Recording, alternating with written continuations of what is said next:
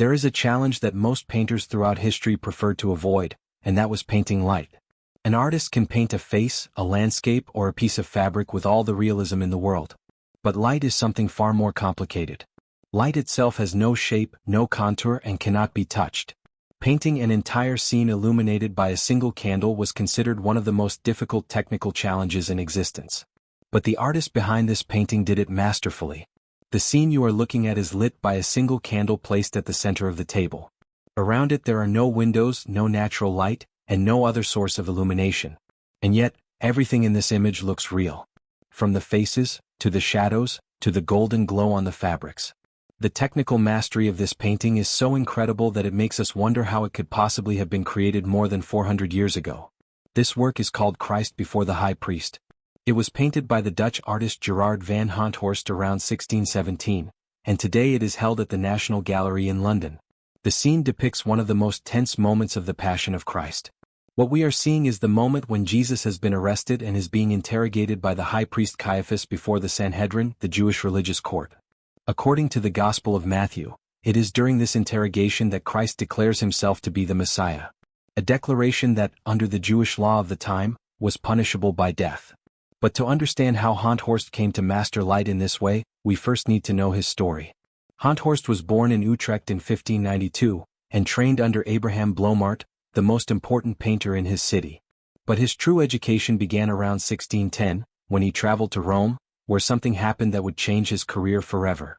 Honthorst settled in the palace of Marquis Vincenzo Giustiniani, one of the wealthiest and most influential men in Rome, and one of the greatest art collectors of his time. His collection grew to more than 600 paintings. And among them were several works by an artist who had died just a few years earlier. None other than Caravaggio. In fact, Honthorst only had to cross the street from Giustiniani's palace to see Caravaggio's masterpieces in the Contarelli chapel of the Church of San Luigi dei Francesi. From a very young age he was captivated by the deep darkness Caravaggio painted, pierced by a dramatic light, and it would later become the foundation of his entire style. But Honthorst did not limit himself to imitating Caravaggio. He did something that Caravaggio himself almost never did, and that was placing the source of light inside the painting. In forensic terms, he placed the evidence at the center of the crime scene, allowing every shadow to become a witness. In fact, the Italians called him Gerard del Notti, which in English would be something like Gerard of the Nights. In this painting we see no crowds. Nor do we see details of elaborate architecture. When creating this work, Honthorst eliminated everything that was not essential, and built the entire composition around the lit candle on the table. This is a crime scene stripped to its essentials. A single light source, two key figures, and the shadows that tell the truth. That candle is the heart of the painting, and everything else exists in relation to it. It is the sole piece of physical evidence in a room full of testimony. On the left side of the composition, the high priest Caiaphas sits with an open book in front of him. That book contains the prescriptions of Mosaic law, the law under which Christ is being judged. His hand is raised with his index finger extended, in the middle of the interrogation. It is the gesture of someone who accuses, or rather, of someone who demands an answer. In a courtroom, this is the prosecutor's pointed finger, seeking a conviction. Standing before him is Christ, with his hands tied and his head slightly bowed. His light-colored robe reflects the candlelight more than any other surface in the painting, making him the most illuminated figure in the entire scene. In forensic photography, the subject closest to the light source receives the clearest exposure, and here that clarity is given to the accused. In front of him, two figures can barely be seen watching from the shadows. These are the false witnesses who, according to the Gospel, were brought in to testify against Jesus. They are the informants, lurking just beyond the reach of the light, their identities partially concealed by the very darkness they helped engineer. And this is where we arrive at what makes this painting truly extraordinary. Painting a scene lit by a candle presents a technical problem that many call nearly impossible. The light of a flame is neither stable nor uniform.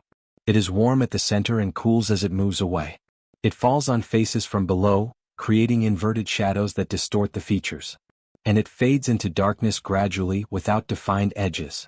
For a forensic artist, this is the challenge of reconstructing a scene where illumination is unreliable and shadows obscure critical details. Honthorst solved every single one of those problems. If we look at the faces of Christ and Caiaphas, we can see they are lit from below, with that golden flickering light that only a flame produces. The shadows fall upward. The folds of the fabrics light up at the points closest to the candle and gradually fade toward the edges of the canvas. This is not just painting. This is optical forensics, a precise reconstruction of how light behaves in an enclosed space. But the light in this painting is not just a technical demonstration. It is also the message. In the Christian tradition, Christ is the light of the world. And Honthorst built the entire scene around that idea. Christ's robe reflects the light more than any other surface. His face remains serene, illuminated, while that of Caiaphas, despite being at the same distance from the candle, appears harder, more marked by shadows. In an interrogation room, the innocent are often the ones who meet the light without flinching, while the guilty retreat into the harsh angles of their own making. Some historians have pointed out that the candle placed between the two men functions as something more than a source of light. It functions as a witness. The only impartial presence in a scene where everything else, the court, the witnesses, the book of the law, has been arranged to condemn an innocent man. It is the silent observer, the unblinking surveillance camera that records without bias. Keeping in mind that light reveals and darkness hides, in this painting every figure receives exactly the amount of light their role deserves. This is the forensic principle of exposure. The truth is illuminated and deception is consigned to the shadows. Curiously, this painting is not an image that should be famous today. If we look at its format, this work has the shape and dimensions of an altarpiece. It stands more than 2.5 meters tall, and its subject is deeply religious. Anyone would think it was created to preside over the altar of a church. But the reality is different. Honthorst painted it for the private gallery of Marquis Giustiniani. Which means this scene of devotion was conceived from the very beginning as an object of personal contemplation for one of the wealthiest men in Rome. And for almost 2 centuries, it could only be seen by those who had access to the Giustiniani family palace. It was not a public trial but a private case file, examined only by those with privileged access. The painting remained in that collection until 1804. It then passed through several hands throughout the 19th century, until finally, in 1922, it arrived at the National Gallery in London, where today it is contemplated by millions of people every year. The evidence has finally been entered into the public record. When Honthorst returned to Utrecht in 1620, he brought with him everything he had learned in Rome. His candlelit scenes became so famous that he went on to work for King Charles I of England, becoming one of the few Dutch painters of his generation to achieve international fame. But none of his later works surpassed what he achieved here. All this man needed was a simple room with a single candle, to prove to the entire world that painting light was completely possible. And in doing so, he proved that the truth, however obscured, can always be reconstructed with the right light and an unflinching eye. I would love for you to leave me in the comments which detail of this painting you find most impressive, and of course, whether you believe the candle in this scene has a deeper meaning than simply lighting the room.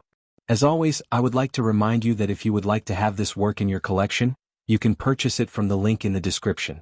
In our catalog you will find more than 1,000 carefully selected historical works for you to choose your favorites and begin your own art collection. Additionally, on our website you will find phone cases available so that besides protecting your phone, you can carry a work of art with you at all times.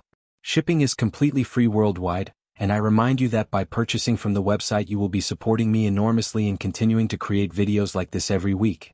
Thank you for your support and I will see you in the next video.